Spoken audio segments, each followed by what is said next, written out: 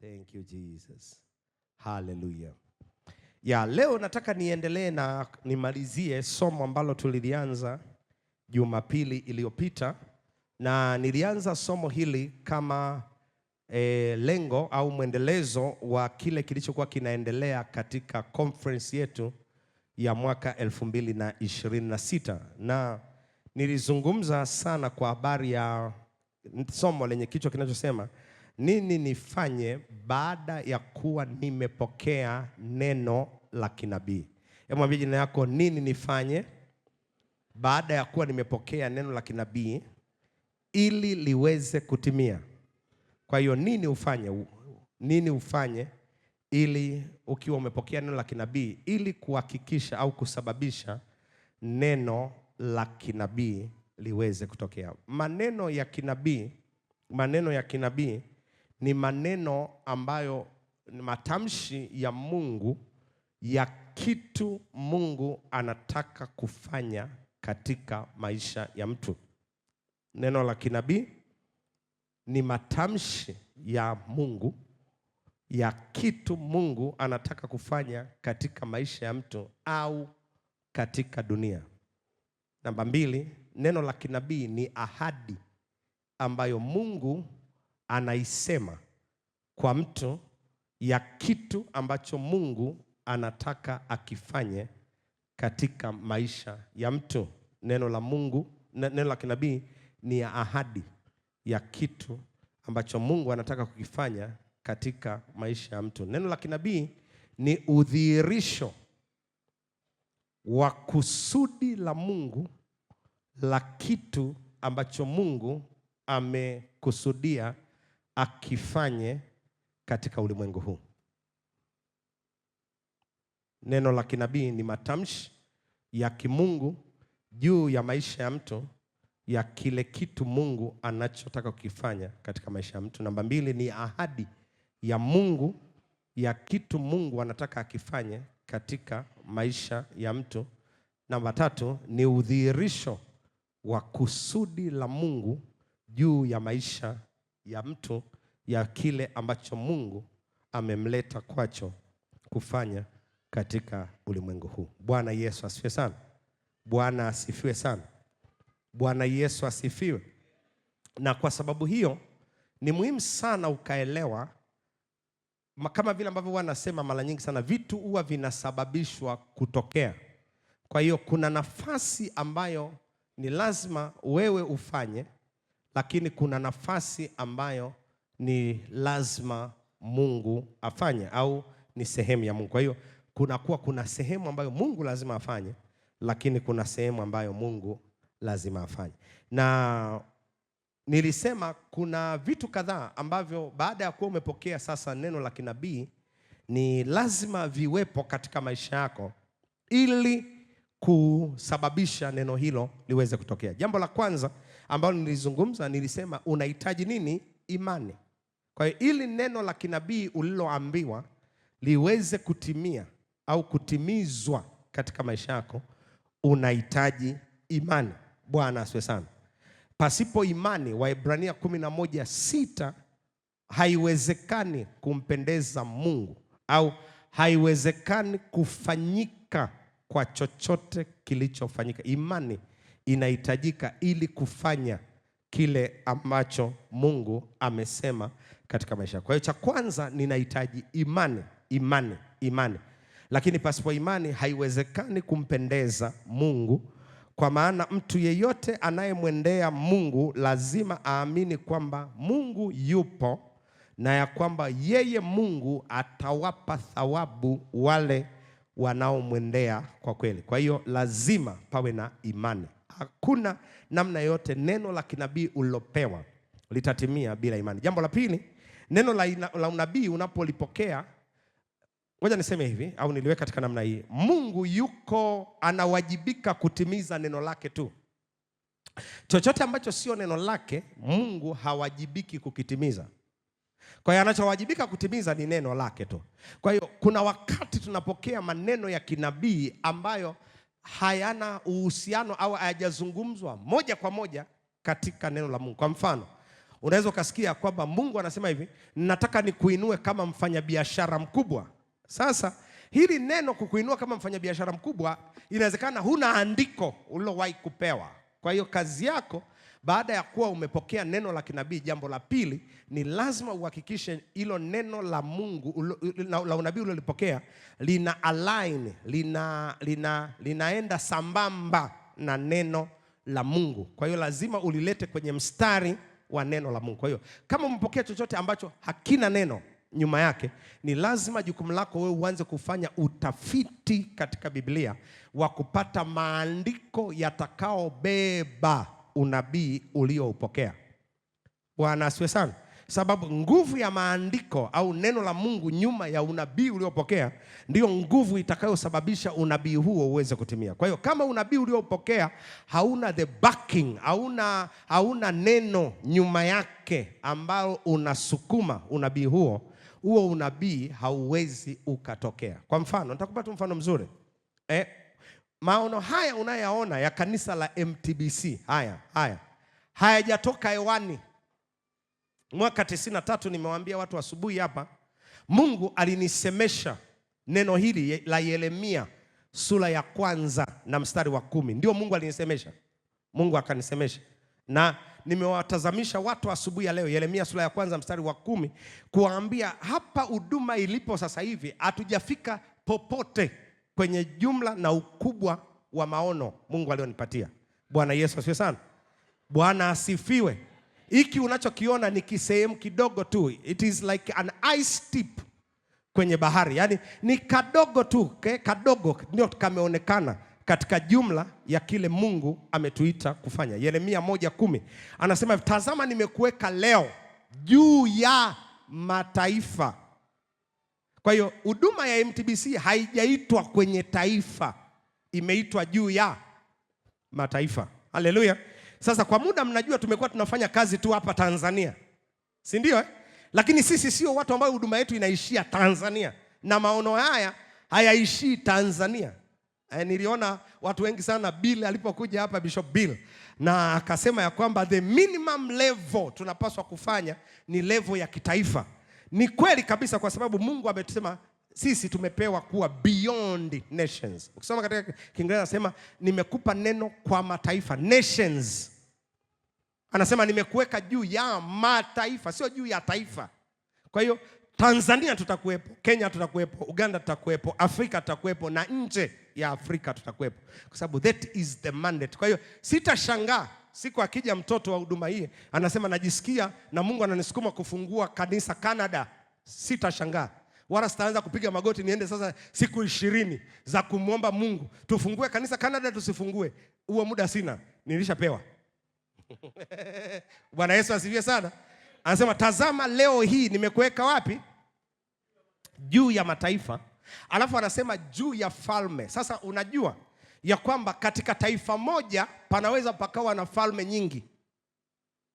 Kwa mfano, panaweza pakawa na ufalme unatawala Wachaga, panaweza pakawa na ufalme unatawala Wasukuma, panaweza pakawa na ufalme unatawala sijui Wahaya, panaweza pakawa na ufalme sijui unatawala Wanyakyusa. Sasa Biblia inasema hivi, tazama leo Mungu sisi ametuweka sio sawa na taifa hilo, wala sio sawa na ufalme huo, lakini Mungu ametuweka juu ya. Kwa hiyo popote tunapoenda, haijalishi ni nani anatawala mahali pale, kupenya lazima tupenye. Jana nilizungumza nasema kupenya lazima tufanyaje? Tupenye. Bwana Yesu asifiwe sana.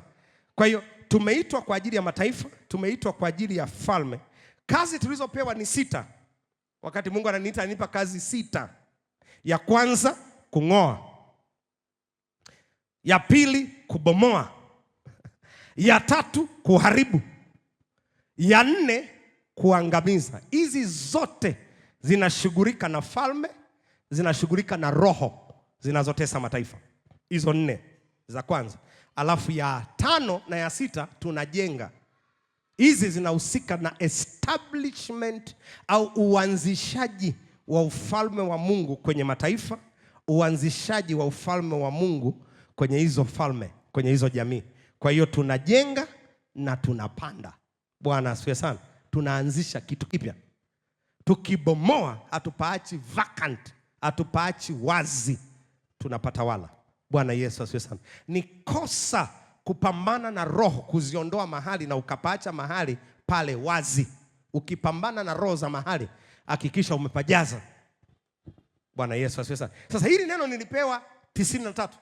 Watu leo wakimuona Pastor Dickson Kilimanjaro wanamuona 2016. So, alianza jana tu huyu. Wewe hujui nilikotoka. Hujui nilikotoka. 93 ndio Mungu alinipa hili jambo. Ukiliangalia hili, angalia, anasema hivi, angalia nimekuweka leo. Yaani unajua ni kitu cha leo leo, kinatokea leo leo. Kimenichukua miaka 93. 2001 nikiwa Diamond Jubilee, Mungu akanisemesha kwa habari ya miaka 10 itakayokuja. Akaniambia miaka 10 kutoka leo 2001, huduma yako haitakuwa vile ilivyo. Nilikuwa nafanya huduma kwenye level ya chini sana, kidogo sana. Leo nimealikwa hapa, nimefanya conference pale, nimeenda kufanya mkutano wa nje mahali pale na hivyo, na nilikuwa natumia siku za likizo. Mungu ananiambia 2001 ya kwamba huduma yako haitakuwa hivyo ilivyo. Nikiwa Diamond Jubilee, nikiwa ndio nimempata huyu mrembo wangu Pastor Elizabeth, ndio tumeanza mahusiano. Tuko kwenye ibada moja alikuwa ameiandaa mtumishi wa Mungu Mwalimu Christopher Mwakasege mwezi wa 3 tukiwa Diamond Jubilee pale. Mungu akazungumza na sisi. Akazungumza na mimi akaniambia huduma yako haitakuwa hivyo ilivyo miaka 10 ilivyo. Mungu akanikumbusha akaniambia lile neno nililokuambia 93 nitaenda kulitimiza. Bwana asifiwe sana. Tarehe 20 mwezi wa 11 tarehe 20 mwezi wa 2 mwaka 2011 huduma hii ikaanza. Bwana Yesu asifiwe sana. Wakati tunaanza ilikuwa huduma ndogo, kakitu kadogo. Bwana asifiwe sana. Ungetukuta mama wiki hii nimewachekesha asubuhi hapa nikamwambia wiki hii mama ametuwekea picha moja iliyotuonyesha tukiwa tumeanzia hapa. Yaani kanisa hili unaona kuanzia nguzo hii mpaka hapa kuishia hapo tulipoishia hapo ndio ilikuwa jumla ya kanisa zima. Yaani ndio ilikuwa jumla ya kanisa zima. Yaani kuna madhabahu iko mbele, alafu kuna sehemu ya kudansi, alafu na viti vya kukaa, alafu na ofisi yangu ilikuwa iko hapa. Hapa ndio palikuwa na kaofisi kangu kadogo hivi. Nilikuwa nimekaweka hapo. Tena mwanzo wakati nimeanza nilikuwa tu nimeweka meza. Haleluya. Ukija unaweza ukadhani huyu jamaa anafanya majaribio. Bwana Yesu asifiwe sana. Anafanya nini? Majaribio. Lakini ndio tumeanza huduma hii. Ndio Mungu ananiambia, hapo ndio Mungu kaniambia huduma yako miaka 10 ijayo haitakuwa hivi. Na kweli mimi naiona haiko vile toka aliponiambia. Sasa leo mahali ambapo ndio ilikuwa jumla ya kanisa lote, leo ndio jumla ya madhabahu yote, na hata madhabahu yenyewe haitoshi. Bwana asifiwe sana. Maana kila siku ananiambia tuisogeze mbele, tuisogeze mbele. Kwa hiyo hii madhabahu haitoshi. Ndio jumla ya kanisa tuliloanzia. Bwana asifiwe sana. Bwana Yesu asifiwe. Bwana asifiwe. Nakumbuka siku wakati ninawaambia watu tuvunje huo ukuta tuligeuze kanisa likae huko, watu hawakuwa wananielewa. Sasa mchungaji, kanisa lenyewe alijajaa. Alafu unataka tuvunje, tuongeze, nani atakaa? Sikiliza, hata sasa hivi nimwambia navunja hapo. Hapo. Unafanyaje? Hapo navunja ili tusogeze mbele kidogo. Kwa sababu atusubiri pajae ndio tuvunja. Haleluya. Nadhani hii nitakayovunja sasa hivi nikifika pale, basi nafikia nikifika hapo hiyo yani nataka hapa kwanza tuwe na viti 1000 vilivyokaa. Hapa sasa hivi amekaa viti 800. Mia ngapi? 800 ndio viko hapa ndani. Bwana Yesu asifiwe sana. Nataka hapo ndani kuna viti vingine 200 kama hivyo vizuri. Mimi sikuvileta vikae hapo. Haleluya. Sina huo mpango wa waste resources of God. Bwana Yesu asifiwe sana. Kama Mungu alisema nivilete, ina maana kuna watu 200 wanatakiwa kuja kukaa. Haleluya. Bwana Yesu asifiwe sana. Bwana asifiwe. Kwa hiyo lazima tuwatengenezee. Mwambie yako tunawatengenezea nafasi. Kwa hiyo ukija siku moja ukikuta nimeangusha hayo mabati hapo, usiseme huyu mzee kachanganyikiwa siku hizi. Ndio tuko kwenye safari ya kuendea mahali Mungu anataka tuende. Bwana Yesu asifiwe. Bwana asifiwe. Bwana asifiwe. Bwana asifiwe. Bwana Yesu asifiwe. Bwana Yesu asifiwe. Kwa hiyo lazima ujue hicho kitu na ujiandae. Kwa hiyo Mungu anapokupa neno, kwa hiyo Mungu unaona mimi alinipa andiko. Ili andiko ndio limekuwa likisukuma maono haya miaka yote ambayo nimekuwa nikienda nayo. Mimi siku zote nikifundisha wachungaji nikienda ninawarudisha hapa. Kwa sababu ndio mahali Mungu amenipa. Wewe umepewa nini? Sasa kuna mtu mwingine ameambiwa kitu kama hiki nilichoambiwa mimi, lakini hukuwahi kupewa andiko Sasa kazi yako wewe ni kutafuta andiko, kwenda kwenye Biblia, search mpaka utakapopata maandiko yanayozungumza na huduma yako. Na mwaka 2011 tulipewa maandiko mengine, tulipewa maneno ya kinabii mengine, nafikiri kama 9 au 10 yako 2011 tukiwa tumeanza huduma. Moja kati ya kitu ambacho Mungu alitusemesha, alitupatia Isaya sura ya 54 mstari wa kwanza na wa pili, panua hema yako. Na ndio maana unaona sijawahi kuacha kupanua. Tunapanua hapa ndani, ninapanua kufungua makanisa, ninapanua mtu yote akija tu akiniambia nataka kufungua kanisa, tunafungua. Haleluya, kwa sababu Mungu ananiambia panua nini? Hema yako, ikaze vigingi vyako. Hicho ni nini? Mungu alituambia. Hilo ni moja kati ya eneo ambalo Mungu alituambia. Mungu alitupa neno la financial breakthrough. Ukisikia nakwambia MTBC hatungangani, ni andiko kabisa tulipewa. Bwana Yesu asifiwe sana. Na kuna neno Mungu alitupatia. Bwana asifiwe sana. Ukisikia tunakwambia kwa habari ya sifa na kuabudu, hapa tunafanya ibada ya sifa na kuabudu kila Jumapili ya mwisho wa mwezi. Hatujakurupuka kutoka hewani kwa sababu tulimuona mtu fulani anafanya. Mungu alituambia 2003 March. Mungu akituambia kwa habari ya hapa. Sisi tulikuja na mke wangu kuanza kuishi hapa Kilimanjaro kabisa, kuishi kabisa. Tulikuja Disemba 2002. Ndio tulikuja hapa.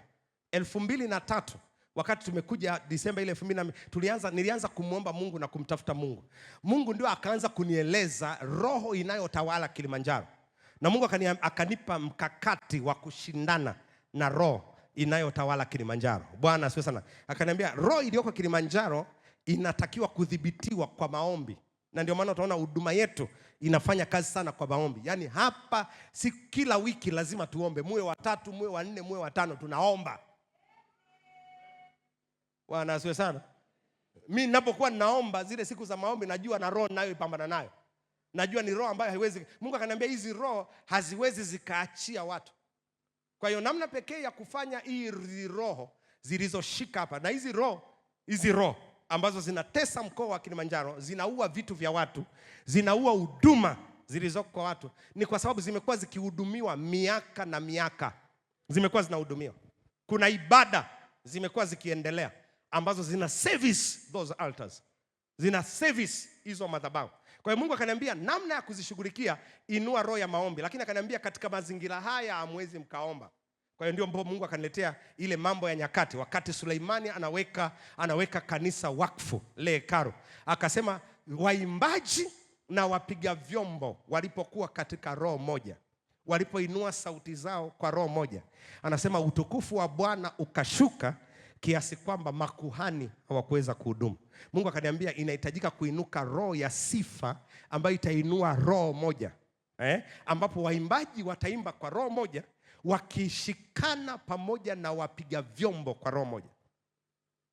Bwana Yesu asifiwe sana. Kwa hiyo ukiona chochote ninakifanya hapa Kilimanjaro, sikifanya kwa kukurupuka, nina basis ya agizo liloko nyuma yangu linaloniagiza. Bwana asifiwe sana. Na ndio maana nenda kokote, fanya vyovyote unavyotaka kuja. Ukija MTBC utakuta kuna different spirit of worship. Kuna wakati tumeanza watu wakaniambia tuanze kwaya. Nikamwambia hayo sio maelekezo mimi nilipewa. Kama unataka kuimba kwaya, ingia kwenye praise team. Uwezi kuingia kwenye praise team, nenda kwenye kanisa ambalo lina kwaya. Umenielewa nilichosema? Nenda kwenye kanisa ambalo lina nini? Lina kwaya, ili ukaimbe kwaya, kwa sababu hapa it is not a place for choir. Wachungaji niliowatuma kule kwenye branches wananiambia mchungaji, unajua tumekwenda huku wanataka kwaya. Nikamwambia hayo sio niliowatuma kufanya. Fanya nilichowatuma kufanyaje? Kufanya. Nyie kazi yenu ni kuinua madhabahu ya sifa na kuabudu, sio kuinua kwaya. Bwana Yesu asifiwe sana. Na sina ugomvi na kwaya, na wala kwaya sio mbaya, ila sio maagizo mimi niliyopewa. Moja kati ya ushindi mkubwa unaotakiwa kujifunza katika maisha ni kujua wewe ni nani na umeitwa kufanya kitu gani. Usijaribu kufanya kitu ambacho hujaitwa kukifanya. Sasa kuna watu wanajaribu kutaka kufanya vitu ambavyo wao hawakuitwa kufanya. Mimi sikuitwa, mimi niliambiwa niinue madhabahu ya maombi, na ndio maana MTBC ukija roho ya maombi iko. Bwana asifiwe sana. Na nyinyi nyote mnajua nikiamua kuinua maombi hapa tutaweza tukaomba mpaka kesho. Bwana asifiwe sana. Bwana asifiwe. Bwana asifiwe. Waulize vijana ambao ambao wamekuja kwenye maombi yale ya mikesha wanajua. Nikisema tushike maombi, tunafanya maombi. Bwana asifiwe sana. Mnakumbuka nyewe wenyewe kwenye annual conference nikiwaambia tunaomba. Haleluya. Na sio maombi ya kuongozwa. Sema nyuma yangu, Bwana Yesu, fanya hayo sio maombi. Bwana asifiwe sana. Ni kweli ana nafasi yake, lakini maombi tunasema nazungumzia capacity, uwezo wa mtu mwenyewe kukaa mbele za Mungu na kuomba. Ukiwa mwana MTBC nataka ujenge hiyo capacity. Mahali ambapo unaweza kukaa mwenyewe kwa masaa 2, masaa 3, masaa 4, masaa 6. Unaomba. Bwana Yesu asifiwe sana. Sio maombi ya kuongozwa. Haya maombi ya kuongozwa tunasema ni level ya watoto. Nimesemaje? Mwambie jirani yako toka kwenye level ya watoto. Sema Bwana Yesu, nakuja kwako. Sema kemea kwa jina la Yesu. Toa, kemea, toa. Hizo ni level za nani? Tunataka mahali ambapo mtu atakaa kama Hana katika hekalu, anaomba mpaka kuhani anamwangalia, huyu kalewa. Nataka level hiyo. Bwana Yesu asifiwe sana. Hiyo level unatakiwa ufike. Hebu mwambie yako hiyo level unatakiwa kufika. Na unaweza ukafika. Shida yako unajihurumia sana. Bwana asifiwe sana. Bwana asifiwe. Kwa hiyo lazima upate neno. Bwana Yesu asifiwe sana. Jambo la tatu ambalo nizungumza, lazima uwe na uwezo wa kuomba, kuliombea uliloambiwa na Mungu. Mungu amekwambia nini? Omba. Uwe na capacity ya kuombea. Bwana asifiwe sana. Vitu vingi havitimii katika maisha ya watu kwa sababu amuombi. Yakobo sura ya 4 mstari wa 1 na wa 2. Nifungulie pale Yakobo 4:1 na 2. Umeenda wapi wewe? Haleluya. Yakobo. Yes, Yakobo anasema vita vyatoka wapi na mapigano yaliyo kati yenu yanatoka wapi? Si humu katika tamaa zenu zifanyazo vita katika viungo vyenu. Alafu mstari wa 2 anasema maneno haya, mwatamani. Na hii ndio shauku ya wengi. Anatamani, amesikia Mungu amemwambia utakuwa tajiri, amesikia Mungu amemwambia utaolewa, amesikia Mungu amemwambia utazaa mtoto, amesikia Mungu amemwambia utakuwa bilionea. Anasema mwatamani wala hamna kitu, mwaua na kuona wivu, wala hamwezi kupata, mwafanya vita na kupigana, wala hamna kitu, kwa kuwa mfanyaje? Kwa kuwa mfanyaje jamani? 1, 2, 3 tusome mstari wa 2. 1, 2, 3 twende. Mwatamani wala hamna kitu, mwaua na kuona wivu, wala hamwezi kupata, mwafanya vita na kupigana, wala hamna kitu, kwa kuwa mfanyaji? Hamuombi. Kwa hiyo shida, kwa nini watu hawana vile wanavyovitaka? Kwa sababu hawataka kuomba. Na maombi yana levels. Hebu mwambie maombi yana viwango. Mathayo sura ya 7 mstari wa 7 nikuonyeshe viwango vya maombi. Levels of prayer. Sasa hizi levels of prayer, hizi viwango vya maombi unavyoweza ukaviomba saa yoyote na wakati wowote. Kila mmoja wetu hapa lazima ajue wakati wake sahihi wa kufanya maombi. Watu wengi hawawezi kuomba kwa sababu tumeaminishwa tu ya kwamba maombi yenye nguvu ni maombi ya usiku. Wewe nikwambie, ufalme wa giza haufanyi kazi usiku tu. Vinginevyo Biblia ingesema hivi, ombeni usiku. Ila imesema ombeni kila wakati. Kwa sababu kila wakati kuna ufalme wa giza. Sasa kuna raha kuomba usiku. Mimi sikatai, lakini sio wakati pekee wa kuomba. Bwana asifiwe sana. Kinachotakiwa ni uwezo wa kuomba. Sisi ni miongoni mwa watu ambao tunaomba usiku. Nyote ni mashahidi, mmeshuhudia. Kupitia Fountain Radio nimeweka maombi kila siku kuanzia saa 6 usiku mpaka saa 11 asubuhi. Nyote ni mashahidi. Kwa sababu watu wengi wameamini au kuaminishwa kwamba saa ya kuomba ni usiku. Lakini nyinyi nyote ni mabingwa, mnajua na mnajua ni mashahidi ya kwamba kupitia Fountain Radio nimeweka maombi mchana saa 4 asubuhi, nimeweka maombi saa 7 mchana, nimeweka maombi saa 10 jioni. Kukuonyesha kwamba maombi yanaweza kufanyika saa yoyote na yakawa na matokeo yale yale. Sasa hii haina maana muache maombi ya usiku. Mimi sijasema hivi. Bwana Yesu asifiwe sana. Mimi sijafanyaje? Sijasema hivi. Lakini kuna viwango unachotakiwa kujua unapoomba, unaomba kwenye kiwango kipi? Asilimia kubwa ya maombi ya watu ni shopping list. Unajua shopping list eh? Nikiwa namtuma mama Pastor Elizabeth, mama naomba uende sokoni. Anasema tunaenda kununua nini? Anasema leo tanunua nyanya sado moja. Nitanunua mkate miwili. Nitanunua sijini. Watu wengi sana maombi yetu yako hivyo. Shopping list. Baba nipe gari, baba nipe nyumba, baba nipe watoto, baba nipe hiki, baba nipe hiki, baba nipe. Shopping list. Yaani unaenda kwa Mungu mnafanya transaction.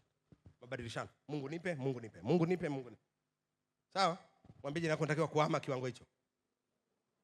Bwana asifiwe sana. Viwango vina maombi. Angasema hivi, ombeni nanyi mtapewa. Level ya kwanza ya maombi ni shopping list. Sawa? Mahali ambapo unakuja na vitu ulivyoviorodhesha na kuomba. Ni sahihi kabisa kuviomba. Mimi sijasema ni mbaya. Ni nini? Sahihi kabisa. Ndio amesema ombeni nanyi mtafanyaje? Mtapewa. Kwa hiyo ni sahihi kuomba shopping list. Lakini usiishie level ya kwenda na shopping list. Yaani vitu, Mungu nataka unipatie gari mwaka huu, Mungu nataka unipatie nyumba. Kwa hiyo kila wakati ukija nyumba tu Mungu, gari tu Mungu, Mungu mke tu Mungu, Mungu nini. Hiyo ni level ya kwanza, ombeni nanyi mtapewa. Level ya pili anasema tafuta. Tafuta. Bwana Yesu asifiwe sana. Tafuta nanyi mtaona. Hii ni level ambayo unataka kuliombea jambo fulani na kuona linatoa matokeo. Unatafuta pale. Kwa nini mtoto haji? Kwa nini hakuna upenyo wa kanisa? Kwa nini sina upenyo wa kifedha? Kwa nini hakuna ongezeko la mauzo katika biashara yangu? Kwa hiyo hapo uendi na kwamba Mungu nipe maongezeko. Unaenda kwenye maombi kutafuta Mungu akupe sababu.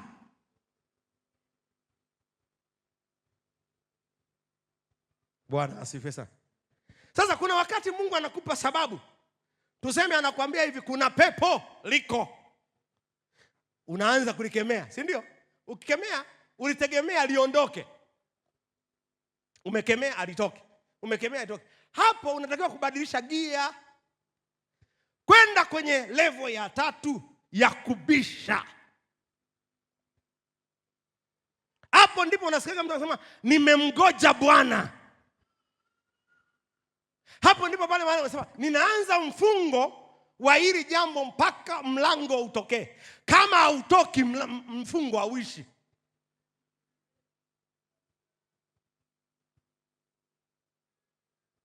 Bwana asifiwe. Sasa mara nyingi sana hatufikagi huku. Mara nyingi sana tunaishiaga hiyo ya kwanza.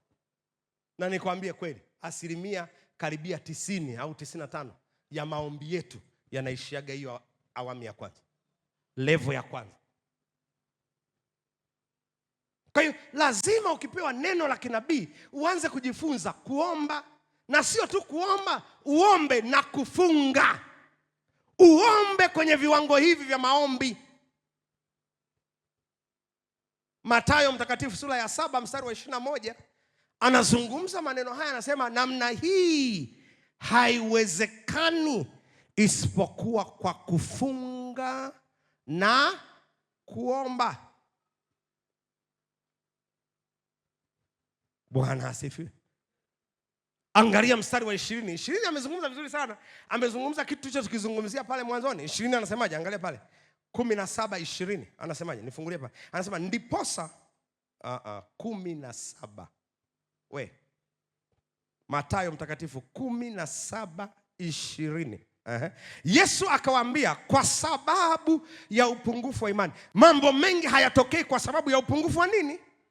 Imani. Alafu anasema kwa maana amini nawaambia, mkiwa na imani kiasi cha punje ya haradari, yani mkiwa na imani ambayo ina capacity ina uwezo, ina nguvu, ina mamlaka ndani yake ya kukua, kama ambavyo punje ya haradali ikidondoshwa chini inaweza ikaota, ikakua, ikaongezeka. Sasa mkiwa na imani kama hiyo, mtauambia mlima huu, ondoka hapa uende kule, na huo mlima utaondoka, wala anasemaje?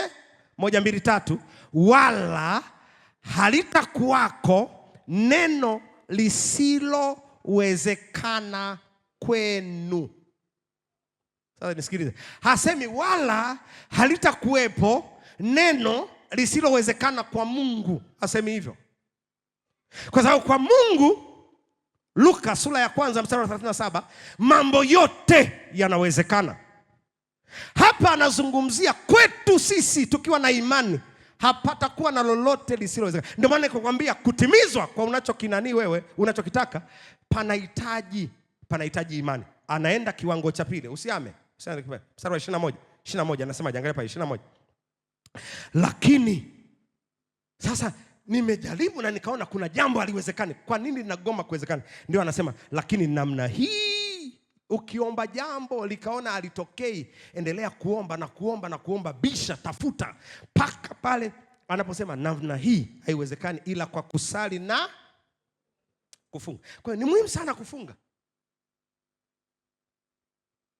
Ndio pale unaona Paulo anamwambia Timotheo, nafikiri katika ile Timotheo wa 1 sura ya 1 mstari wa 14, pigana vita. Ukipokea neno la kinabii, unapiganaje vita? Kwa kufunga na kuomba, kwa kusimama katika neno, kwa kutafuta neno linalo back up unacho Mungu alichokusemesha. Bwana asifiwe sana. Bwana asifiwe. Angalia katika kitabu cha Yeremia sura ya 1 mstari wa 12 nadhani. Yeremia 1:11 na 12 anasemaje pale? Yeremia 1:11 na 12. Unaposemeshwa neno la Mungu, hiki ndicho Mungu huwa anakuambia. Yeremia 1. Tena neno la Bwana likanijia kusema, Yeremia, unaona nini? Akasema, ninaona ufito wa mlozi. Naona ufito wa mlozi. Angalia mstari wa 12 akasema, ndipo Bwana akamwambia, umeona vema. Mwambie jirani yako umeona vema. Mwambie jirani yako umeona vema. Sasa kuona hapa ni tokeo la unachokiona kwa macho, lakini tokeo la unachokisikia kwa masikio. Kuona hapa ni tokeo la kile unachokiona kwa macho ya damu na nyama au macho ya rohoni, lakini kile unachokisikia ndani yako, zote zinaingia katika kapasiti hii ya kuona. Mungu anasema, anaposema umeona vema, ina maana either nimeona kwa macho ya damu na nyama, au nimeona kwa macho ya rohoni, au nimesikia. Anasema ninaliangalia neno langu ili nipate kutimiza. Hasemi ninauangalia unabii niliokupa, kwa sababu unabii unatakiwa kuwa backed up na neno, unatakiwa kusukumwa nyuma yake na neno. Neno liloko nyuma ya unabii uliopewa ndilo ambalo linasababisha unabii uliopewa na Mungu uweze kutimia.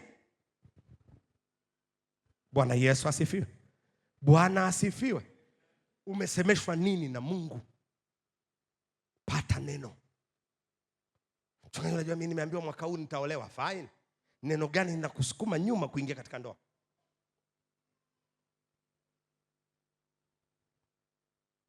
Unajua nimeambiwa mwaka huu nitapata mtoto. Ndio. Neno gani linakusukuma nyuma ya hiyo mtoto? Linasukuma neno gani? Liko neno gani? Anasema wala hata kuwepo kwenu mwenye kuharibu mimba, wala aliyetasa. Ukilipata neno kama hilo ndio unaosimamia. Mungu umesema sitakuwa tasa, wala mimba zangu hazitaharibika.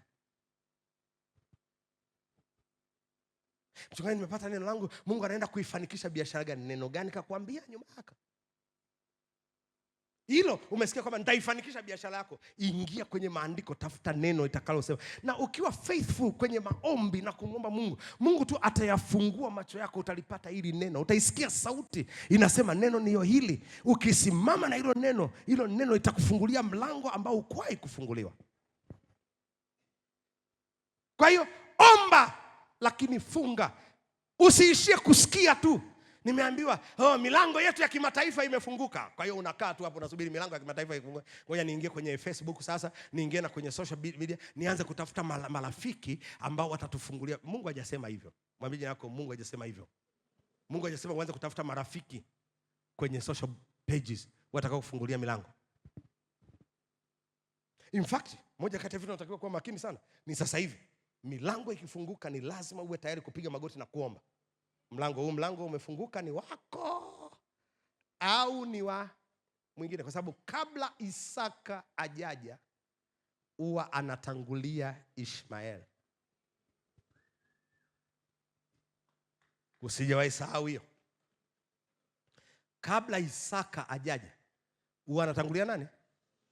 Na Ishmaeli anaweza akawai miaka 16 kabla ya Isaka.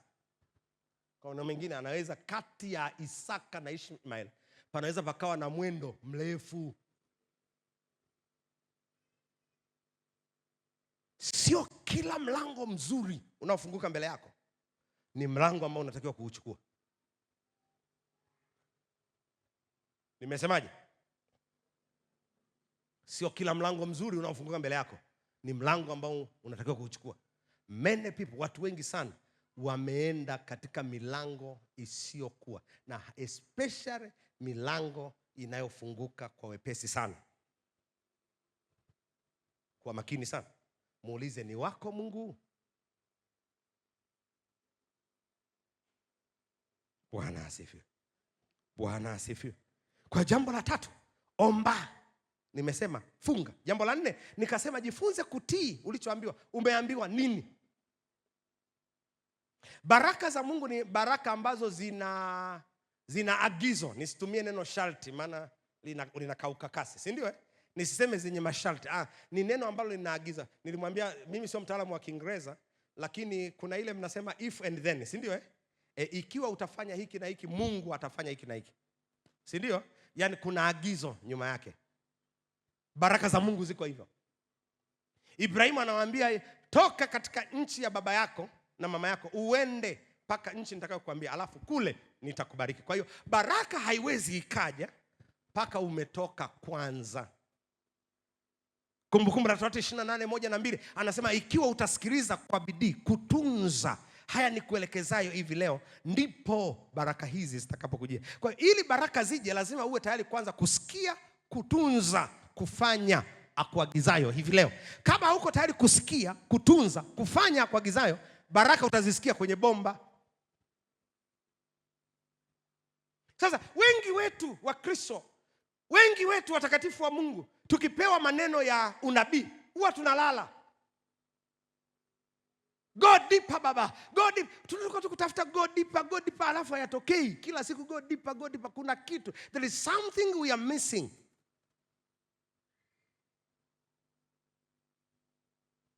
Tunza, tii ni kuagizayo hivi leo.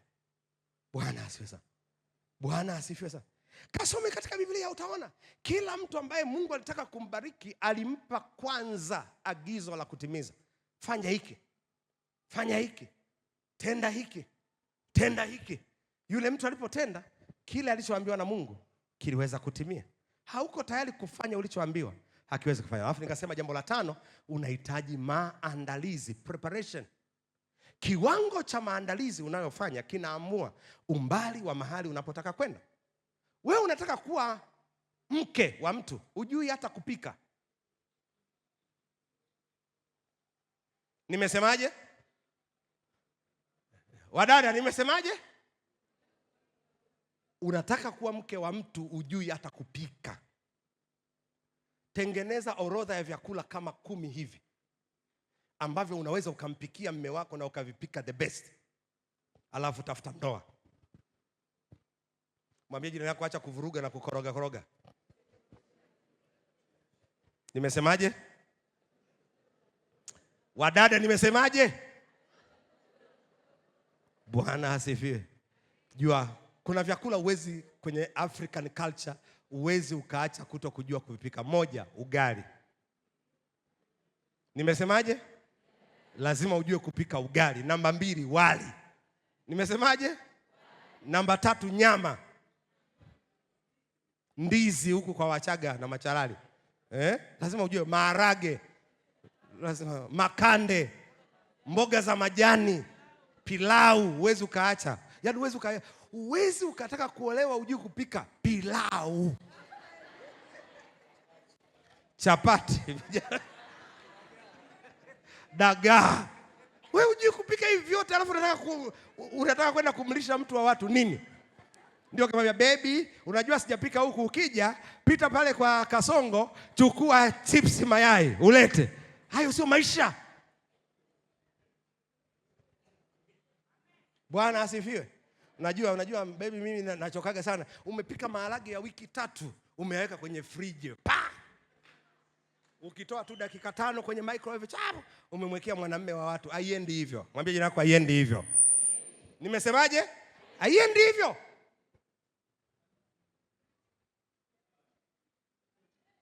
Waswahili wanasema maji ukitaka kuyaoga uyavulie nguo. Kwa hiyo vua hizo nguo uyaoge ndio uweze kuyaoga. Uwezi ukataka kuingia hivyo.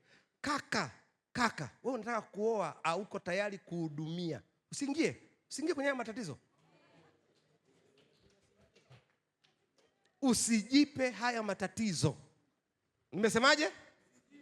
Unajipa matatizo. Vocha tu shilingi 1000 kuitoa, moyo unauma kama unataka kutoka. Unaenda, mama ananiambia unaenda kuitolea bafuni. Ukifika unaombwa nywele za shilingi 50,000. Alafu mwanamke anazivaa siku 3, alafu anakuambia baby hazijanikaa vizuri. Wewe utazimia wewe. Mimi nitakuja kukokotea ICU wewe. Wewe vipi wewe? Bwana asifiwe sana. Hawa viumbe hawa Mungu amewabariki. Shukuru tu kuwa nao.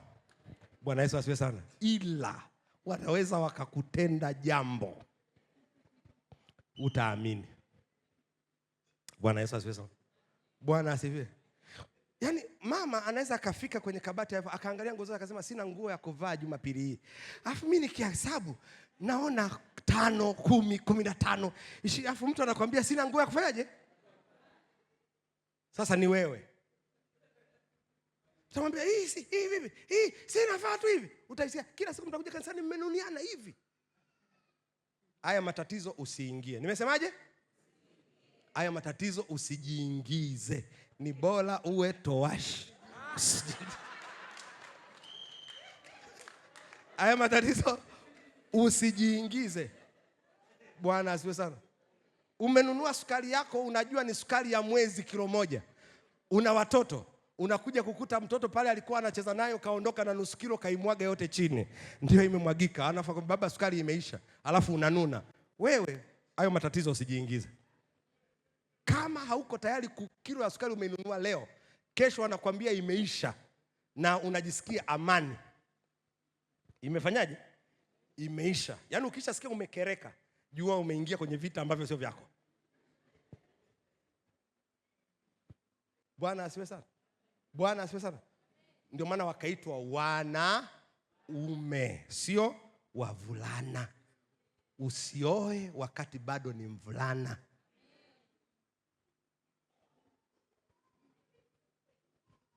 Bwana Yesu asifiwe sana.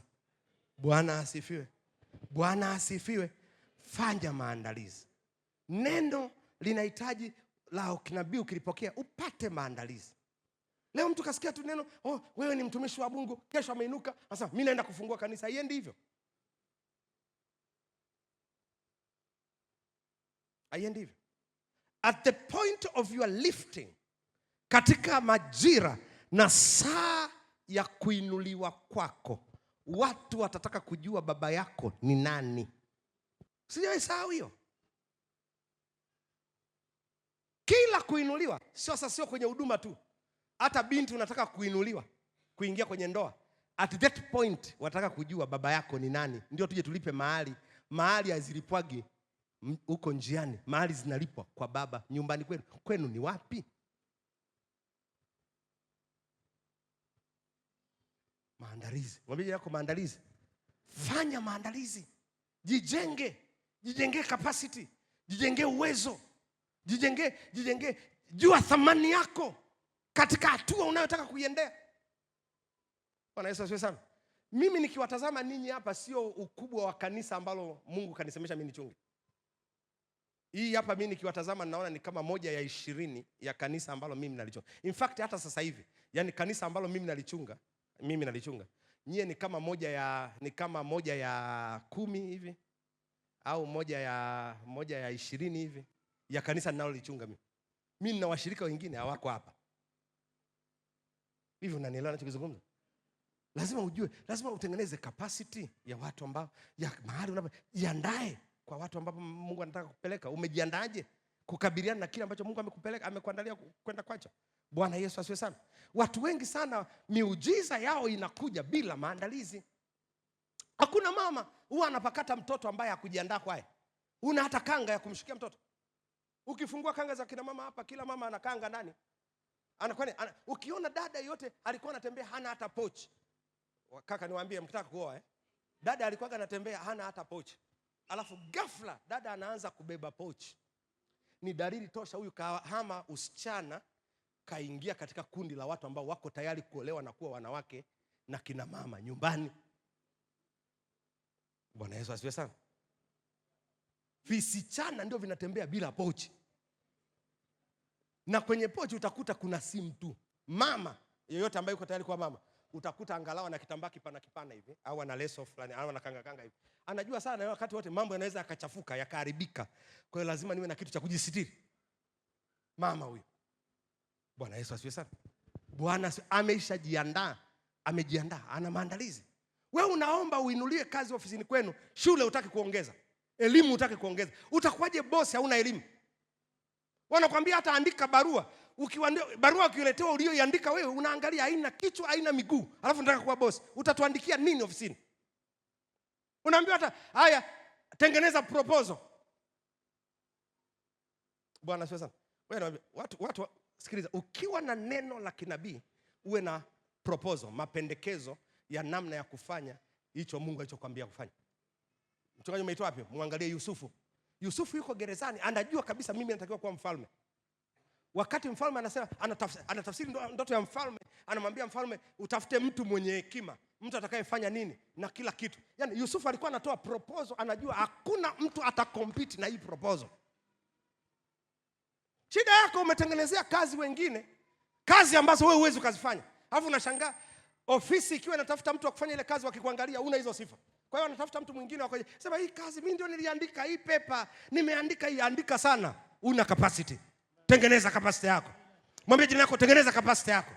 Tengeneza uwezo wako wa ndani. Ukishaanza kujiona ni CEO mahali, kaongeze, una ka certificate ongeza, fika diploma, tafuta degree, tafuta masters, tafuta vikozi vimejenga hapo ili wakitafuta mtu mwenye sifa unazo. Fanya kazi za kujitolea pale kazini ambazo hazina malipo. Wakitafuta mtu ambaye ana capacity hiyo unayo. Ila wewe shida yako kila kazi unataka ulipwe. Ndio shida yako. Kila kazi. Cha kwangu kwanza. Hapa nalipwa shilingi ngapi? Sikiliza, unajinyimia fursa. Yusufu hakuomba kulipwa mahali popote wakati anatafsiri ndoto. Tena kuna wakati alishawishika akiwa gerezani. Alipowatafsiria wale watu wawili akasema mkienda mnikumbuke. Mungu akamwambia hujaelewa ninachokuambia. Somo hujalielewa. Wanaenda atatendewa na hakukumbuki. Bwana asifiwe sana. Tuulize sisi wachungaji tuliombea watu wakiwa na miradi mikubwa na walituahidi watatuletea hela hawakuzileta.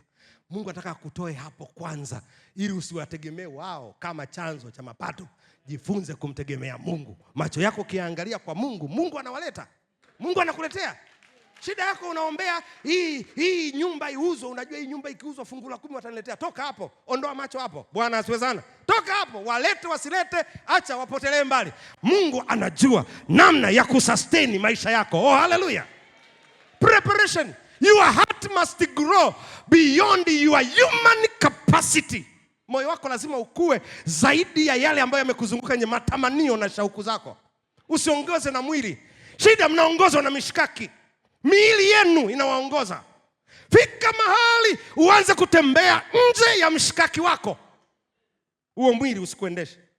Mwambie jirani yako mwili usikuendeshwe. Wengi tunaongozwa na miili. Maombi yetu mengi ni driving force ya mwili.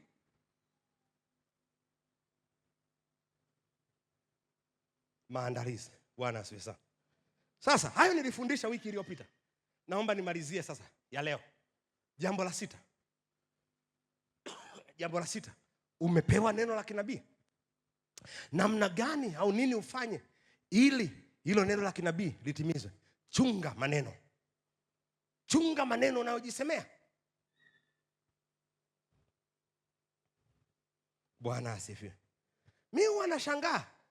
Niko hapa na ubiri na majasho yananitoka, na kemea mapepo, toka nini, ukimaliza toka unafukuza mapepo. Alafu ukiingia kanisani, kile ulichokuwa nakikemea hapa kanisani, ukiingia ofisini hapa, mtu anakuja ofisini anakuambia, mchungaji, sasa unajua kuna hiki kitu akija, yani hicho ulikuwa nakikemea kanisani, alafu huyo mtu anakuja tena ofisini ili amwombe. Akisha kuja hivi, unajua dalili tu nitosha kwamba hata nikiomba hakitatokea. Hapa kuna kitu lazima kibadilishwe kwenye circuit ya huyu mtu. Maneno. Unamwambia mtu hapa vizuri sana, dada, hivyo anakuambia, hapo akitoka hapo nje ukimuuliza ndoa lini? Sisi ni wakuolewa. Sasa tulikuwa tunaomba nini?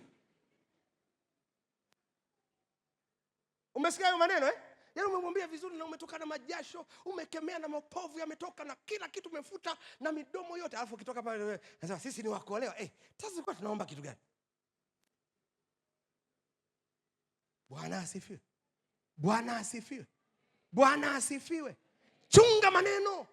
Wengi miujiza yenu imezuiwa na maneno. Angalia anavyosema katika kitabu kile cha Mithali sura ya 18 na mstari wa 21. Mithali 18:21. Anasema maneno haya. Mithali sura ya 18 na mstari ule wa 21. Anasema mauti na uzima huwa katika uwezo wa ulimi. Mauti na uzima. Watu wengi wamechagua kutamka mauti badala ya kutamka uzima. Ngoja nikwambie, takwimu zinaonyesha ndani ya dakika moja mawazo 50,000 yanapita katika akili zetu. Nimesema mawazo mangapi? Mawazo mangapi? Mawazo 50,000 kila dakika moja yanapita katika vichwa vyetu. Katika hayo 50,000, 90% ya mawazo hayo ni mawazo asi. 5 mpaka 10 ya mawazo hayo ni mawazo chanya. Wengi huwa mnachagua mawazo asi. 90% mpaka 95 ya watu waliokuzunguka watazungumza kinyume na maisha yako. 5 mpaka 10 ya watu waliozunguka ndio watakao kubaliana na kile ambacho wanakizungumza. Bwana Yesu asifiwe sana. 90% mpaka 95 watazungumza kinyume na unachowaambia. Hujawahi kuona mtu unamwambia nataka kuanzisha kampuni, anacheka, wewe kampuni wewe? Nilikuona jana umeanzisha saluni ikashindwa. Nikakuona jana umeanzisha genge la nyanya likashindwa. Juzi ile nikakuona umejinroll QT ukashindwa. Ile siku uliajiriwa kwenye kampuni ya mtu fulani ukashindwa. Paka leo hujafungua kampuni kwa sababu ya maneno haya. Kila mmoja atakutazamisha mahali pa kushindwa kwako. Kila mmoja atakuonyesha kitu ambacho uwezi ukafanya. Ukikaa hapo uwezi ukafanya. Uwezi ukafanya. Bwana asifiwe sana. Sasa hayo ni mawazo ya nje. Tunasema external conflict, lakini huwa kuna internal conflict. Huwa kuna mashambulizi ya ndani ambayo hayo yanaanzishwa na mtu wa kwako mwenyewe wa ndani. Mimi ni mtumishi wa Bwana. Sauti ndani yako inacheka. Wewe mtumishi wa Bwana. Wewe ambaye bado unangangana na uongo. Yaani yenyewe inakwambia ndani wewe. Ambaye yani kila ukiona wadada wazuri unasikia huku ndani kama moyo kameinuka. Wewe mtumishi wa Bwana. Yaani sauti yenyewe ndani inakucheka mwenyewe ndani yako. Internal conflict. Na hizo zimekuzuia.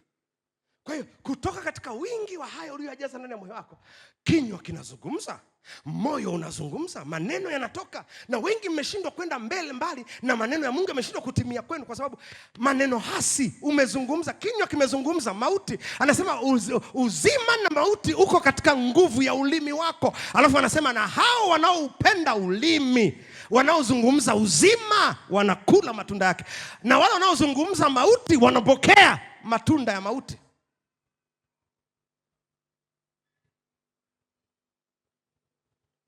Najua mchungaji, mimi Mungu ananisemeshaga vitu vingi sana, lakini havitimii tayari. Hata hizi atakao kusemesha hizi akitatimia. Kwa nini? Tayari umetanguliza. Mungu ananisemeshaga vitu vingi sana na huwa havitimii. Kwa hiyo tayari imani imeshajengeka ndani yako ya kwamba Mungu hawezi akatimiza. Bwana Yesu asifiwe. Bwana asifiwe. Bwana asifiwe. Bwana asifiwe. Usiue. Mungu alichokusemesha kwa maneno ya kinywa chako. Usiue. Wengi mmeua. Wengi mmeua kampuni zenu. Wengi mmeua ndoa zenu. Wengi mmeua mnachokifanya. Mama anajua, mke wangu ukimuuliza, kuna mambo huwa ukinisemesha kwa habari ya huduma, kuna mambo huwa ukinisemesha kwa habari ya maisha, pale na kujibu na kwambia sio hivyo. Anasema kwa hiyo wewe huoni ni kipofu, namwambia sio hivyo. Kwani nimekataa, nikikubali hicho kinapanda mbegu ndani yangu ya kuzalisha kitu ambacho sicho. Biblia inasema uzima na mauti, siwezi kukili mauti katika ninachokifanya. Bwana asifiwe. Bwana asifiwe. Bwana asifiwe. Jifunze kukili uzima. Unaona bidhaa kwenye biashara yako zinapungua, usianze kusema duka hili nitafunga. Usianze. Usiwe mwenyewe usiwe mtabiri ambaye unatabiria biashara yako. Zungumza positive. Na wapenda Wajaruo, akiwa anapita kwenye changamoto ya kifedha, asemagi kwamba niko financially block, anasema niko na financial challenge. Mimi siko block, ila na financial challenge. Napitia kwenye financial challenge. Napitia tu katika changamoto kidogo ya kifedha, lakini si kwamba sina fedha. Si kwamba nimefirisika. Bwana asifiwe. Omba hapa sasa hivi, uanze kuombea watu waliofirisika. Kuna watu watatoa mikamasi. Mungu, nimefirisika, nimekwisha mimi. Wewe hujafirisika, wewe hujafa. Aonavyo mtu, Mithali 23:7, anavyoona nafsini mwake ndivyo alivyo. Sioni kufirisika, sioni kushindwa, sioni kukata tamaa. Hilo sio fungu langu. Oh my Lord. You are too much of negative. Umejaa hasi sana.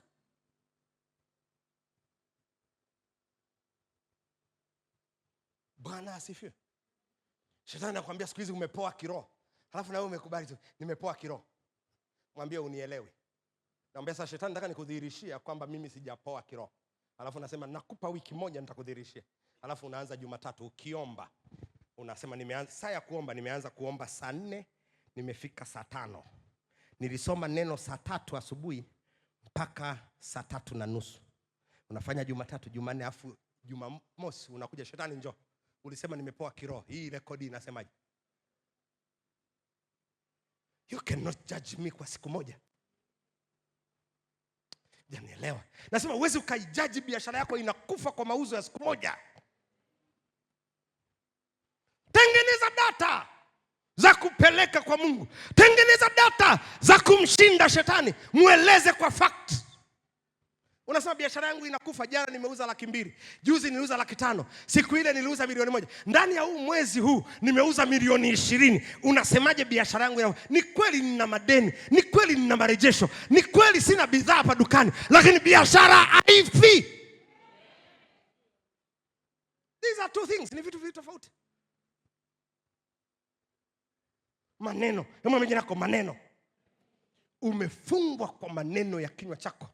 Utakula matunda ya kinywa chako. Watu wengi mmetamka kifo cha vitu mnavyofanya. Bwana asifiwe. Bwana asifiwe. Mimi nimejifunza kukiweka hapa kitu ninachokitaka na kuanza kukiita. Kwa mfano, Mungu anasema, ameniambia, tuchukulie sana mfano. Mungu kaniambia utanunua taa hii. Yaani kama ni gari au nyumba, kiwanja kina ukubwa ngapi, na ikiweka hapa. Kila siku nikija na kisemesha. Na kiambia wewe kiwanja cha ukubwa wa 40 kwa 40 mita na kununua. Nimesikia huku mjini wanasema we 40 kwa 40 ni 1,80,000. 1,80,000 naipata. Hujawahi kuishika lakini unaitamka. Hujawahi kuishika lakini unaisema. Bwana Yesu asifiwe sana. Tamka yale yasiyokuwepo kana kwamba yako. Yaite.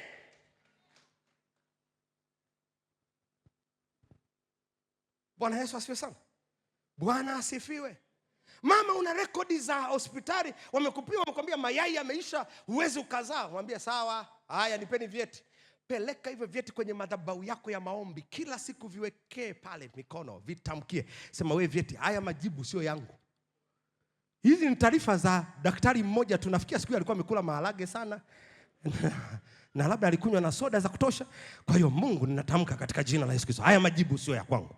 Mimi nina neno moja tu umeniambia katika Isaya sura ya 53 mstari wa 3 mpaka wa 5. Ulichubuliwa kwa ajili ya makosa yangu, ulipigwa kwa ajili ya dhambi zangu, na kwa kupigwa kwako mimi nimepona. Anasema pale msalabani aliuchukua udhaifu wetu, aliteswa, alipigwa, alichubuliwa. Mungu, pale msalabani mimi nimekombolewa, mimi nimefunguliwa. Moja kati nilichofunguliwa, nimefunguliwa na HIV, nimefunguliwa na hii kansa, nimefunguliwa na hivi vidonda vya tumbo, nimefunguliwa. Mungu unavitaja, usiogope kuvitaja, vitaje. Na unavisema ukiwa umemaanisha. Alafu unafanya kwenye level ya kutafuta. Alafu unaenda kwenye level ile ya kuomba. Alafu unahamia level ya kutafuta, alafu unabisha. Mungu ameniambia eti mwezi wa 6 simalize. Mungu sema nefanya jambo, wadhibitishie ya kwamba mwanadamu haishi kwa maneno tu, ila anaishi kwa kila neno linalotoka kwa Bwana. Mungu, mimi najua naishi kwa kila neno linalotoka kwa Bwana. Najua Mungu hujamalizana na mimi bado. Bado kuna wito mbele yangu. Afu unatoa orodha ya wito Mungu aliyokuambia. Mungu uliniambia nitaenda China kuleta mizigo, sijaenda bado. Mungu uliniambia nitazaa watoto 3, hata sasa hivi sijampata mchumba. Mungu uliniambia nitakaa katika nyumba yangu mwenyewe, ninapanga katika chumba cha kupanga. Kwa hiyo Mungu, hata kiwanja sijakipata. Kwa hiyo siwezi kuondoka. Mungu, nataka nikuthibitisha kwamba wewe ni mwaminifu na wa haki. Oh my Lord. Oh my Lord. Unampa Mungu the fact, unamtazamisha, unazungumza opposite na kinachozungumzwa. Shida yako umekaa katika yale ambayo wanadamu wanakusemesha. Wangapi tunaona wewe ni umekuwa mzee sana, uweze ukaolewa. Sara alizaa na miaka mingapi? 90. Wewe una mingapi? 30 unayo? 35 unayo? 40 unayo? Wewe unajua mchungaji, mara yangu ya mwisho kuona siku zangu niliona mwaka mmoja uliopita. Kwa hiyo hata madaktari ameniambia Azai Sara alikuwa na zaidi ya miaka 40 hajaona siku zake. Miaka 40. Yaani nikichukulia kwamba alikoma akiwa na miaka 60 na miaka 50. Nichukulia hapa alikoma kuona siku zake akiwa na miaka. Kwa hiyo alikuwa na miaka mingine 40. Paka Biblia inamwandika yeye ambaye tumbo lake lilikuwa limekufa. That is a very serious matter. Elizabeth mama yake Yohana alikuwa mwanamke wa jinsi hiyo. Hana mama yake Samueli alikuwa mwanamke wa jinsi hiyo. Wewe unaniambiaje mimi siwezi kuchukua mtoto? Bwana Yesu asifiwe sana. Waga nawaambia watu hivi, ukienda hospitali usiende kuchukua majibu ya madaktari kama ndio final. Sasa mimi nazungumza kama mtaalamu wa afya. Usiende kuchukua jibu la daktari kama nini? Final. Kachukue jibu la daktari kama mahali pa kuanzia kupigana vita vyako vya kiroho. Nimesemaje? Chukua majibu ya daktari kama mahali pa kuanzia kupigana vita vyako vya kiroho. Wamekwambia una HIV? Sawa kabisa. Wamekuandikia na dawa? Sawa, unachukua vyeti, unachukua na dawa. Alafu unazipeleka dawa mbele za Bwana. Mungu ananiambia, wameniambia nimeze hizi kwa sababu nina HIV. Sasa kwa sababu amesema na kwa sababu yeye ndiye atakaye kwenda kunithibitisha ya kwamba sina HIV, naendelea kumeza. Lakini Mungu, ninauita uponyaji wako. Unaomba mpaka siku utakapopata confirmation umepona. Alafu unaenda kumwambia daktari, nipime. Kwa kuwa wewe uliniambia ni mimi nitumie dawa, wewe ndio unatakiwa kuniandikia cheti cha kuniambia nisitumie dawa. Anakuambia bado unatakiwa kuendelea kutumia dawa, tutumie tena miezi 3. Unamwambia sawa, unazimeza. Unaenda mbele, Mungu, huyu daktari ananiambia miezi 3. Mimi najua Mungu ndani ya hii miezi 3 sitafika huko, lakini kwa sababu ya imani yake, kumponya imani yake na kutokuharibu kazi yake. Bwana Yesu asifiwe sana. Oh hallelujah. Paka yeye mwenyewe akudeclare. Kwa sababu yeye ndo alianzisha haya matatizo. Alianzisha matatizo haya, atayabeba. Ayubu 20 anasema amemeza mali. Alianzisha mwenyewe, lazima yatapike. Maneno. Hebu sema maneno. Sema maneno. Ni maneno gani umekuwa unajisemea? Sema Bwana Yesu, kila maneno ya uovu niliyokuwa najisemea hayana nguvu katika jina la Yesu. Jambo la 7. Muda.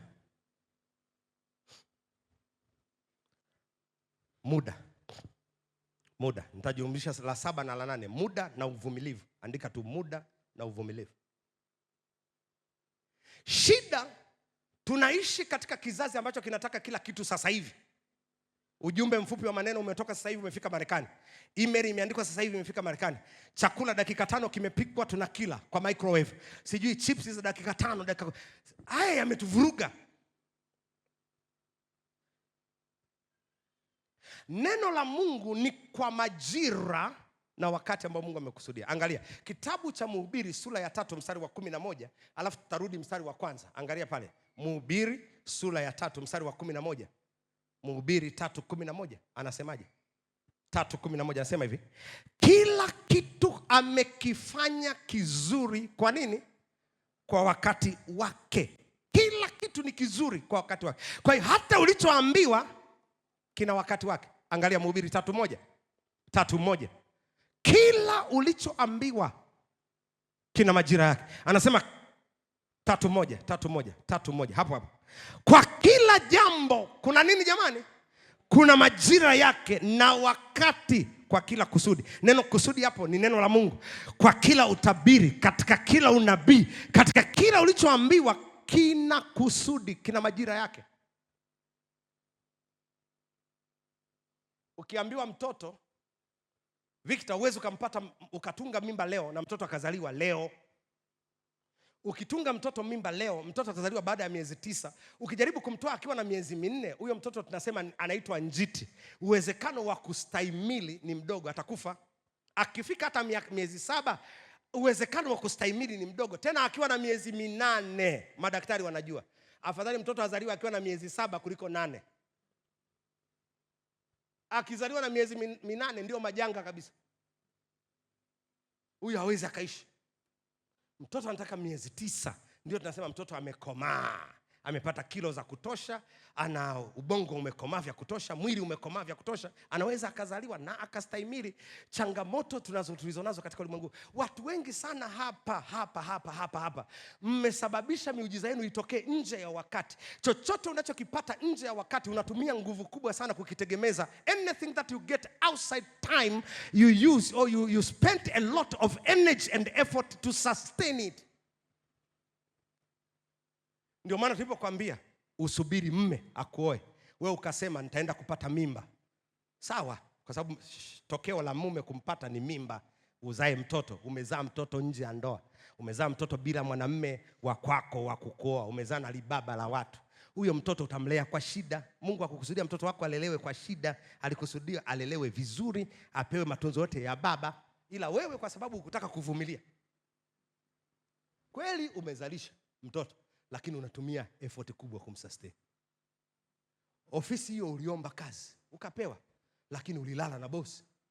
Kwa hiyo ili ubaki kwenye position unatakiwa kuendelea kujitoa sadaka, dhabihu kwa huyo boss ili uendelee. Ukitaka kasafari kakwenda lazima ulale. Ukitaka kupandishwa cheo lazima ulale naye. Kwa nini? Uliipata kwa kulala. Any step, any progress that you need in that work lazima uiearn, lazima uifanyie kazi tena. Subiri. Mwambie yako subiri. Hujawahi kuona mtu amepata vitu nje ya wakati wake, ameongwa na libaba, kaongwa gari, kaongwa nyumba, kaongwa kila kitu, alafu siku akiachana na ile baba linachukua kila kitu. Sikiliza, chochote ulichokipata nje ya wakati chaweza kuondoka sana wakati wowote. You don't claim its ownership. Uwezi ukakidai umiliki wake. Pata kitu. Kwa hiyo neno la muujiza, neno la unabii uliopokea linahitaji muda, linahitaji uvumilivu. Nimesemaje? Nahitaji muda, nahitaji uvumilivu. Na kizazi cha leo hamtaki muda na hamtaki uvumilivu.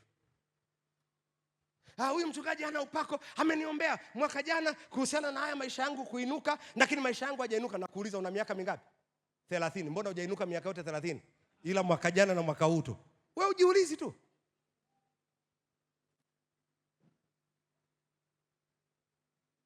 Ulikuwa wapi miaka yote 30? Mbona uinuki? There is a process. Kuna mchakato kati ya wakati Mungu amekupa neno la kinabii na utimilifu wa neno la kinabii. Kuna muda.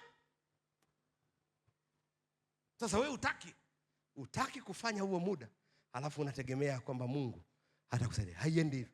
unahitaji uvumilivu na unahitaji muda. Kila jambo lina majira yake na kila kusudi chini ya mbingu. Mungu ameyafanya. Mstari wa 11 na upenda sana. Angalia pale, turudi tena pale. 11 anasema kila kitu amekifanya kizuri kwa wakati wake, tena ameiweka hiyo milele ndani ya mioyo yao, ili kwa jinsi mwanadamu asivyoweza kuivumbua kazi ya Mungu anayoifanya tangu mwanzo hata mwisho. Yaani Mungu ameiweka kama fumbo, patience. Habakuki sura ya 2 mstari wa 2 anasema hivi, ndoto hii ni kwa wakati ulioamliwa, haitasema uongo. Alafu anasema hivi, ijapo kawia. Nimesemaje? Ijapo kawia ingoje, maana haitasema uongo, lazima itatimia. Sikiliza, kukawia kwa jambo, delay does not mean denial. Kuchelewa kwa jambo hakumaanishi ya kwamba jambo hilo limekataliwa. Ibrahimu alipewa ahadi ya mtoto akiwa na miaka 75. Ahadi ya mtoto ilitimia akiwa na miaka 100. Alihitaji miaka 25. Daudi alipewa ahadi ya kuwa mfalme akiwa na miaka 16. Alikuwa mfalme akiwa na miaka 30. Miaka 16 mingine, 15, 16 mingine mbele yake. Palihitaji muda. Mwambie jirani yako, unahitaji muda. Unahitaji muda. Kwa sababu ya muda, naomba nimalize na jambo hili. Jambo la mwisho, pale unapopewa jambo la Mungu au unapopewa neno la Mungu, usimsaidie Mungu. Usijaribu kumsaidia Mungu kwa njia zisizo sahihi ili kutimiza muujiza uliopewa na Mungu. Bwana Yesu asifiwe sana. Mwambie jirani yako, usijaribu kumsaidia Mungu. Mchungaji, kumsaidia Mungu ni kupi? Ngoja nikupe mfano. Nakupa tu mfano mmoja afu tunamaliza. Mungu anamtokea Ibrahim katika sura ya 12 ya kitabu cha Mwanzo mstari wa 1 mpaka wa 4. Anamwambia, toka wewe katika nchi ya baba yako uende mpaka katika nchi nitakayokuambia. Ibrahim anatoka, afu Mungu anamwambia nitakupa uzao. Ibrahim alipofika katika nchi aliyoambiwa na baba yake, akakaa mwaka wa kwanza hakuna mtoto. Akakaa mwaka wa pili hakuna mtoto. Inawezekana akawa kama mimi, akakaa mwaka wa 3 hakuna mtoto. Akaenda mwaka wa 4 hakuna mtoto. Mwaka wa 5 akawa hakuna mtoto. Mwaka wa 7 Sarai akaja akamwambia, lakini Ibrahim, hivi tulisikia vizuri? Akasema, una maana gani mke wangu?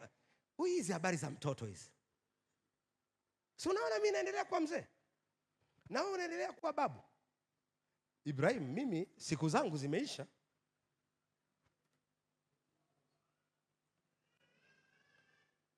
Ibrahim akasema, acha hizo, Mungu kasema tutapata mtoto. Sarai akamwacha. Mwaka wa 7. Wa 8 akarudi. Ibrahim, nilikwambia Ibrahim, huyu Mungu inawezekana hatujamsikia vizuri. Tujiongeze. Kamwambia, wewe mwanamke usiyekuwa na imani, ndoka hapa. Mwaka wa 8 Ibrahim akaja anamwambia, Sara anakuja anamwambia, wewe baba, mimi nakuwa kibibi. Oho, nakuwa nini? Kibibi. Shauri yako. Kwanza wewe ndio ulimsikia Mungu. Wewe umeniambia tu tutoke. Mimi sikuwepo. Hivi ulimsikia vizuri? Kwani wewe Sara unasemaje? Unasema sasa mimi nilikuwa nadhani. Si unajua hata hapa katika jamii Mama Joni, si unajua ana yule mfanyakazi wake yule, si unajua yule ana mfanyakazi wake yule Ana, walizaa yule mtoto akawa wa Mama Joni, ndio maana anaitwa Mama Joni. Yule mtoto walimuita Joni kwa sababu ni Mama Joni, alizaliwa na yule binti Ana pale, wakampa anaitwa mtoto Mama Joni. Alafu unamwona yule mwingine anaitwa Mama Ezra. Yule Mama Ezra, yule Ezra alizaliwa na msaidizi wake, yule mfanyakazi wake. Alafu kwa sababu yule mama na yeye alikuwa azai, yule mtoto akachukuliwa na yule mama, ndio maana yule mama anaitwaga Mama Ezra. Abrahamu akamuuliza, kwani sasa wewe unasemaje? Akasema, mimi namuona huyu binti yetu Ajiri hapa. Unaona? Kwanza ni mrembo. Alafu atatuzalia mtoto mzuri. Alafu akimzaa tu, mimi atakuwa anaenda anakanyonyesha. Mimi nakuja nalala nako kitandani kama wabibi mnavyofanya. Kananyonyeshwa, nakuja kulala nako nini? Kitandani. Alafu mwisho wa siku ni wa kwangu. Ibrahim akasema, ngoja niende nje kwanza nitalifikiria, nikija jioni nitakwambia. Ibrahimu akatoka kwa sababu hakutaka kumuumiza mke wake Sara. Sikiliza. Na kwa sababu alikuwa anampenda mke wake Sara kuliko kitu kingine chochote. Na kwa sababu alitaka kumfurahisha mke wake Sara, akamwambia your idea is very good. Sasa unapanga, akasema basi niachie, nitapanga mpango. Sara akapanga mpango, Hajiri akaja, Ibrahimu akaandaliwa, Ibrahimu akaingia, Hajiri mambo yakatika. Akawa kitumbo. Ameenda baada ya mwaka mmoja akamzaa kijana anaitwa Ishmael. Sara alipomuona mtoto Ishmael kwa siku ya kwanza, alifurahi sana.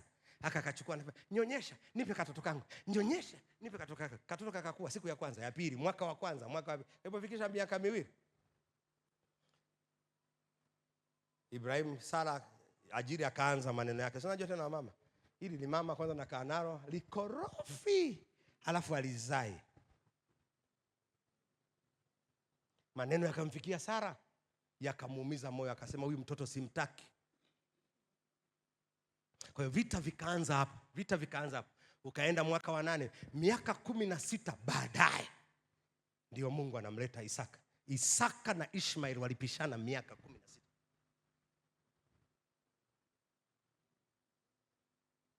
Kama vile Mungu imeonekana hayupo, kama vile inaonekana Mungu amekataa, kama vile inaonekana Mungu haiwezekani. Alafu pale ambapo akili za wanadamu na uwezo wa wanadamu umeishia hapo, Mungu akaleta muujiza. Usijaribu kumsaidia Mungu. Ulienda kutafuta mimba mwenyewe kwa huyo baba wa mtu. Acha maombi ya kuja kukuombea huyo baba atoe matumizi, au kuwa mpango wake kukutoa matumizi. Wewe ulienda kutafuta mimba, lea mwenyewe. Mchungaji, unajua halipi kodi ya nyumba, hatoi matumizi ya nyumbani. Sio mume wako. Acha alee familia yake. Maneno magumu sana kwa binti zangu haya, lakini ndio ukweli. Ndio ukweli. Ulienda kutafuta kazi kwa kulala tu, ndio shida hiyo. Kila siku unatumika, umekuwa chombo cha matumizi mpaka umechoka.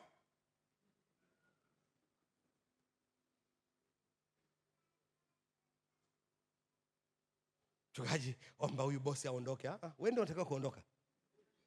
Bosi alikuwepo. Kwa nini tuondoe mtu ambaye alikuwepo? Wewe ulijipeleka. Umevamia kambi ya watu. Those are technical mistakes. Na naona kizazi changu, watu wa kizazi chetu mnavifanya sana.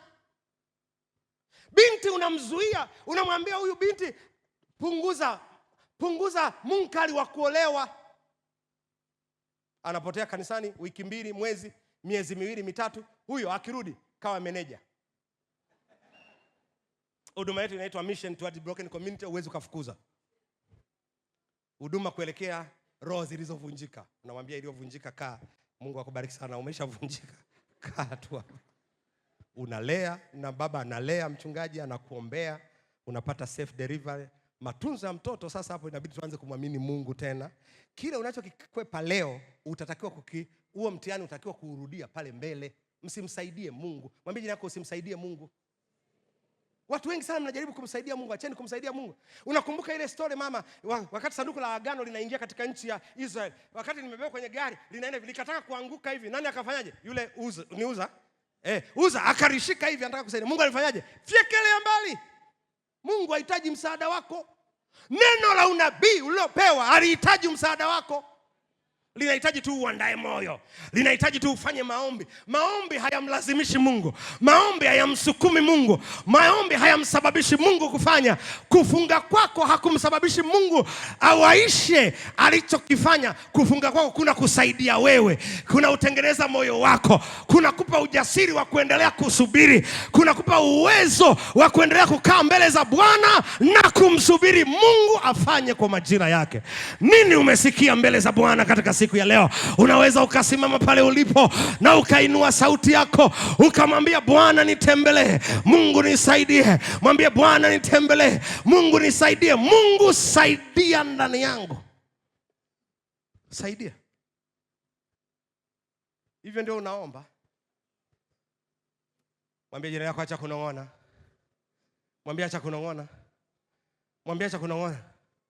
Unajua vitu ambavyo Mungu amekusemesha na namna ambavyo umekuwa irresponsible person, umekuwa mtu usiyekuwa mwajibikaji, umebweteka, umekaa unasubiri vitokee, wakati mbingu na yenyewe inakusubiri uanze kuomba, mbingu inakusubiri uanze kufunga, mbingu inakusubiri ujenge imani, mbingu inakusubiri uweke maandalizi, mbingu inakusubiri ya kwamba uanze kuwa mtii, mbingu inakusubiri ya kwamba ugeuze maneno yako ya unavyojisemea, mbingu inakusubiri uweke muda wa uvumilivu, mbingu inakusubiri uache kumsaidia Mungu. Hizo njia za mikato unazozifanya uziache.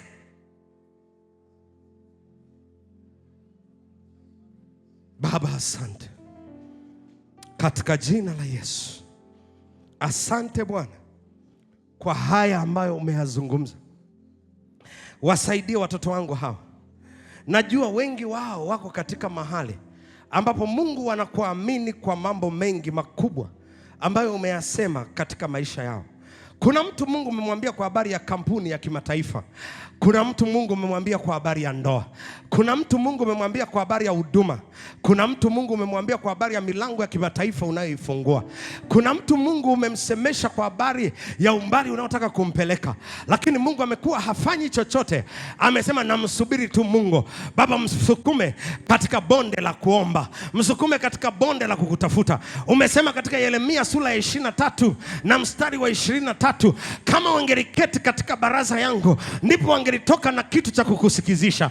Baba, amekosa maombi, amekosa imani, amekosa kukutafuta. Bwana, msaidie, msukume. Hana kwa sababu haombi, mpeleke mahali pa maombi.